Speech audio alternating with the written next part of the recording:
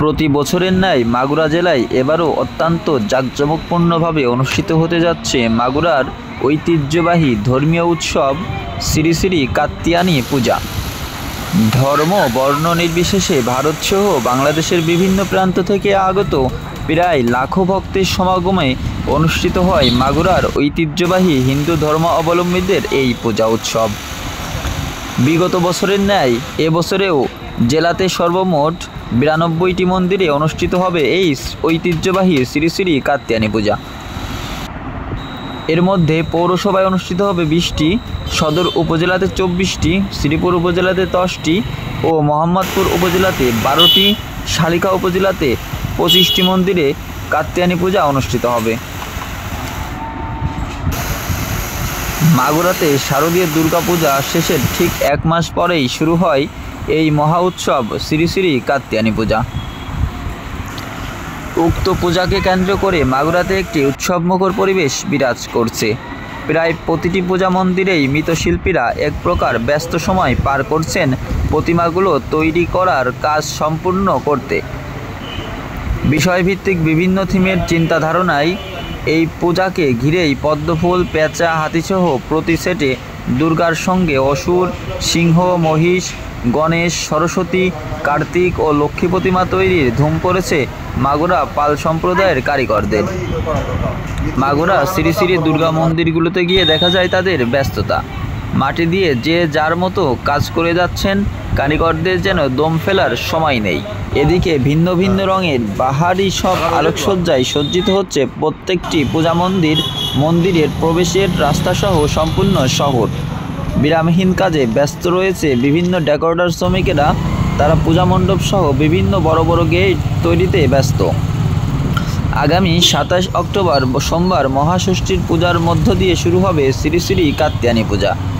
1 November শনিবারে দশমী বিসর্জনে শেষ হবে এই পূজা। তবে কয়েকটি মন্দিরে মেলা চলবে 5 দিন ব্যাপী। বিগত দিনে বড় পরিসরে মেলা অনুষ্ঠিত হলেও এবার মেলার সময়সীমা কমিয়ে আনা হয়েছে। আগামী সংসদ নির্বাচনকে সামনে রেখে জেলা আইন শৃঙ্খলা রক্ষাকারী বাহিনীর ব্যাপক নিরাপত্তার মধ্য দিয়ে উক্ত ধর্মীয় অনুষ্ঠানটি সম্পন্ন করার লক্ষ্যে জেলা প্রশাসকের কার্যালয় ও পুলিশ সুপারের কার্যালয়ে মত বিনিময় সভা অনুষ্ঠিত হয়েছে।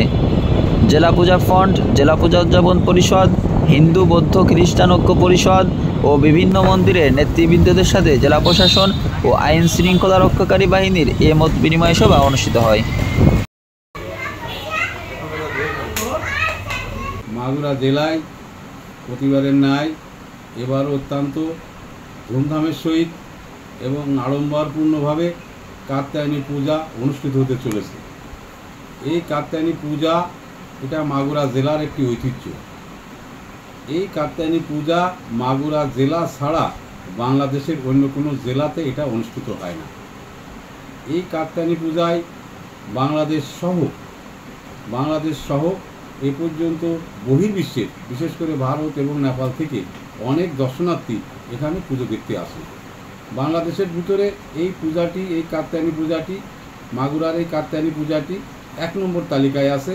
এছাড়া এটা এশিয়া মহাদেশের ভিতরেও এটা তালিকায় রয়ে গেছে।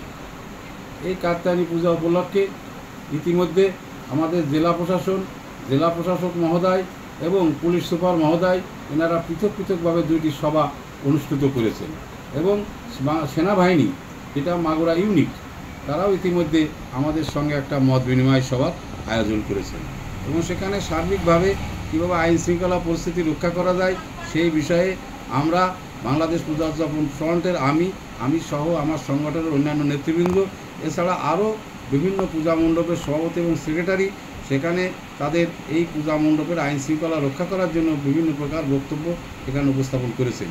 এ পর্যন্ত আমাদের এই কাত্যায়নী পূজায় কোনো অপ্রীতিকর ঘটনা ঘটে নাই এবং এবারও মনে করি যে কোনো প্রকার কোনো অপ্রীতিকর ঘটনা ঘটবে না। প্রতিবারের ন্যায় এই কাত্যায়নী পূজা এই হিন্দু সম্প্রদায়ের লোক মাগুরা জেলার তারা অত্যন্ত আড়ম্বরপূর্ণভাবে সৌহার্দ্যপূর্ণ পরিবেশে এই পূজা পালন করবে, কোনো প্রকার কোনো ব্যত্যয় হবে না।